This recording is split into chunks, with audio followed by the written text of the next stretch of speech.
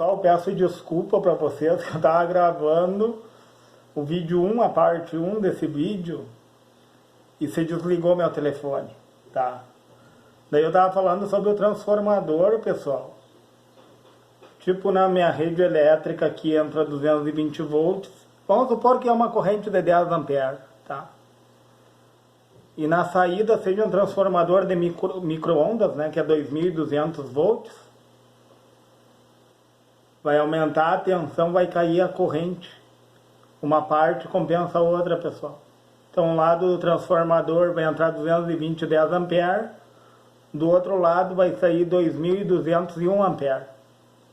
O que é a potência? É a tensão vezes a corrente, né? A potência que entra é a mesma potência que sai. Tá, pessoal? Claro, tem um percentual muito pequeno de perca, né? Por causa do material, né? É de ferro silício esse capacitor aqui. O material, as chapas, né? De ferro silício. Então, tem uma porcentagem de perca, né? Mas a princípio a potência que entra é a mesma que sai, né?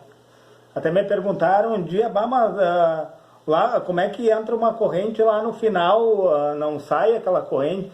Porque tem perca de potência, né? No andamento do circuito ali, vai perdendo potência. A tensão ela é dissipada em forma, tipo um resistor, como eu estava falando, né? Vamos pegar um resistor aqui, ó. O que acontece com a corrente elétrica? Ele dirime, ele mitiga, diminui a corrente, né? E com isso ele dissipa em forma de calor sobre o corpo dele. É isso que o resistor faz.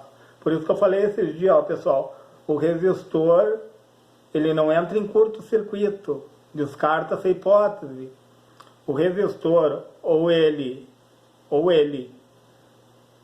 vai se romper por causa da dissipação de calor da corrente elétrica sobre o corpo dele, ele vai haver um rompimento, uma chave aberta, ou ele vai aumentar a resistência dele para mais, entenderam? Ou ele se rompe ou ele aumenta a resistência dele para mais. E daí também eu tenho o NTC aqui, pessoal, ó. O que o NTC faz? Tu vai medir ele ali com o teste de resistência, ele vai ser um curto. Porque quanto maior o aquecimento do NTC, menor a oposição à corrente elétrica. Entendeu? Por isso que eu coloco a ponta do multímetro ali, ó, sai 3.2 volts e uns 15 miliamperes e já funciona como um curto, né? O NTC. O PTC vai na contramão, pessoal. O PTC, eles são resistores variáveis, tu vai ver. O NTC diminui a resistência dele quando aumenta a temperatura e o PTC, ele aumenta a resistência dele quando aumenta a temperatura. Cada um tem sua aplicabilidade. É bem interessante, pessoal.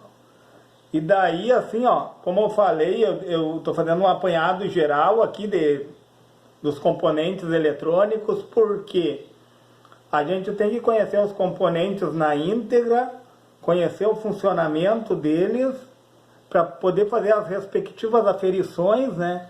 Para poder ter certeza ou que ele está rompido, ou que ele está em curto, ou que ele está bom. Entendeu? Então, eu acho interessante o conhecimento tem que ser de forma profunda, pessoal. Entendeu? Para ele ter eficácia. Se nós não conhecemos de forma profunda, nós não conseguimos aplicar na prática, né? Porque a teoria e a prática andam juntas ali, ó. Se uma anda atrás da outra, né, tem que andar em fase. A teoria e a prática tem que andar em fase. Porque daí a gente consegue olhar para fazer as aferições numa placa eletrônica, encontrar um componente em curto, ou como eu falei, um componente aberto, ou saber, bom, nessa linha aqui está com problema, né? Aí com o passar do tempo a gente vai adquirindo experiência, como eu falei, a gente não conhece tudo, né? A gente sempre, das vezes, assim, ó, é por erro e acerto. Quanto mais nós erramos, mais nós aprendemos, né? Quanto mais a gente erra, mais a gente aprende. Então, é essa palavra que eu queria deixar hoje, né? Que Muitas vezes a gente perece por falta de conhecimento, né? Por falta de conhecer os componentes eletrônicos. Conhecer que um capacitor de poliéster ele não tem polaridade. Conhecer que um capacitor de disco cerâmico ele não tem polaridade. Saber que um capacitor de tântalo ele tem polaridade, ele tem anodo e catodo. O que é anodo e catodo, pessoal? Nada mais é que a diferença de potencial. O anodo e o catodo, o anodo é uma dopagem de potencial. Eu vou pegar um diodo aqui até para nós. Ó, o anodo do diodo, ele é dopado por um... O diodo ele é feito, o material do diodo é um semicondutor, né? Ou ele é de silício ou ele é de germânio. Os de germânio davam muito problema, tá? Mas o de silício, pessoal, ele é de silício, porém no anodo ele é dopado com metal. Eu vou dar 4 exemplos de dopagens que deixam ele mais condutor, com potencial maior no anodo, né? Até eu falei num vídeo, né? Existe o alumínio, os materiais condutores, o alumínio, o cobre, o ouro e a prata, né? Sendo que a prata é um dos mais condutores, eu tinha falado num vídeo, né? Em contrapartida, ela é um pouco mais cara, né, pessoal? A prata. E ela oxida. Pode ver, tu tem um anel de prata ali, a prata vai oxidar. O ouro é um ótimo condutor, pessoal, também. E o ouro, a vantagem do ouro é que ele não oxida, né? Por isso que eu falei de placas de computadores, né? As placas mais onerosas, as placas mais caras, né? Então, as placas mais caras, a dopagem delas é com ouro, pessoal. Tem mais ouro, por isso que ela se torna cara. Por isso que eu falei, às vezes a gente paga barato num computador e acha que tá... A curto prazo tá bom, pessoal, mas a longo prazo vai começar a dar oxidação e esse computador vai ter trazer problemas, né? Por causa da dopagem, né? A dopagem com alumínio, que são materiais condutores, né? Então, o ouro, ele é um dos melhores materiais que tem. O problema é o custo-benefício dele, né? Que ele não é custo-benefício. Na verdade, a longo prazo, dá para se dizer que ele é custo-benefício, pessoal. Porque um computador mais caro vai ter uma vida útil bem mais longa, né? A vida útil dele vai se prolongar em muitos anos. Em vez de, nessa caminhada, tu comprar 3, 4 computadores, às vezes tu ainda tem aquele computador ali. Entendeu? A longo prazo é mais custo-benefício o ouro, a dopagem, né? E daí tem o cobre é o mais custo-benefício, dizendo assim, porque ele é um bom condutor, ele oxida também, pessoal, mas ele é um bom condutor. E o alumínio, ele é um material muito frágil, né? Passar do tempo ele vai dar problema ali. Eu acredito que a solda fria, né? Esse computador antigo aí, ó, tu pega muito a dopagem com alumínio, né? Então da solda fria ali, tu tem que fazer o rebaling ou reflow ali de uma ponte norte, que dá muito problema nesse computador mais antigo, né?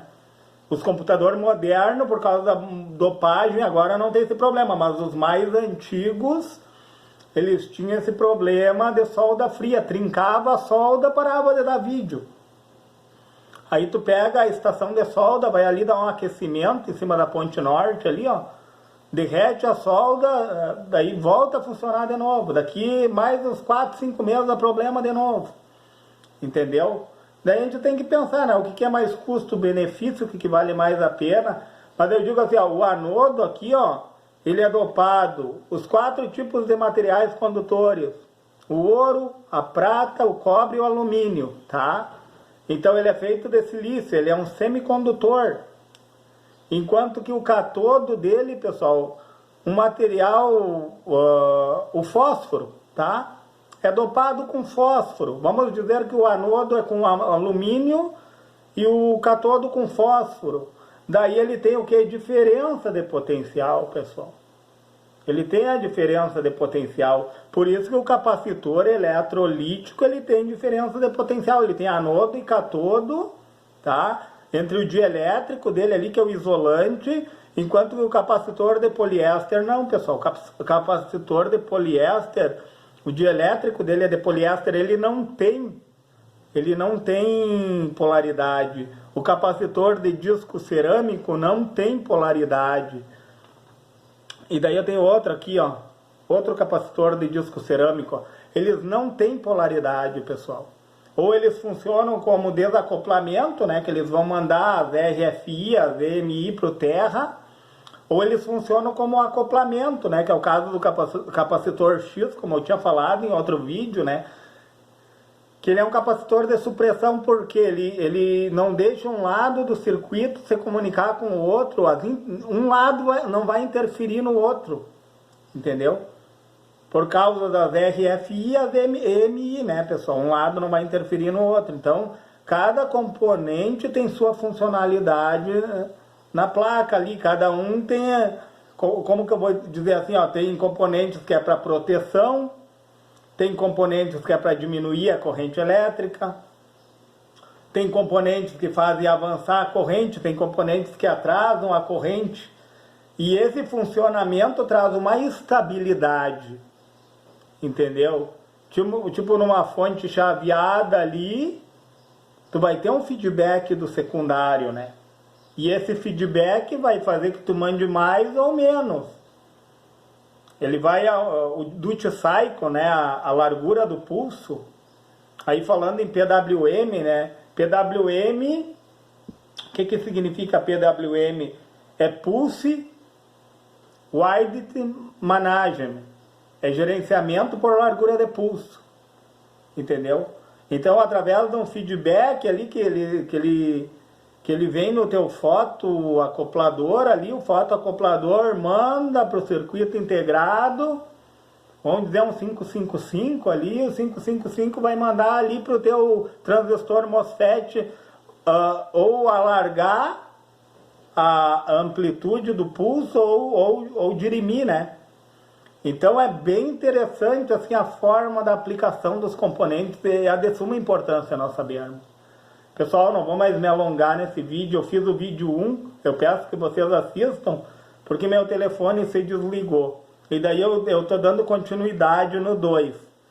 Mas é isso aí, pessoal, eu estou agradecendo aos inscritos do canal também, todo domingo eu faço um vídeo de agradecimento, né? Muito obrigado, pessoal. Assim, a sua inscrição me ajuda muito para mim fazer conteúdos mais elaborados, para que, quem sabe, você, o que eu estou falando aqui, eu estou lhe lembrando de algo, né? Quem sabe eu não estou te falando um assunto novo, mas eu estou lhe lembrando, né? E se você puder compartilhar esse vídeo, se você puder, se inscreve no meu canal, como eu falei, a sua inscrição me ajuda muito para mim construir conteúdos cada vez mais elaborados, né? Quem sabe eu trago algo novo também, que vocês não viram ainda, né?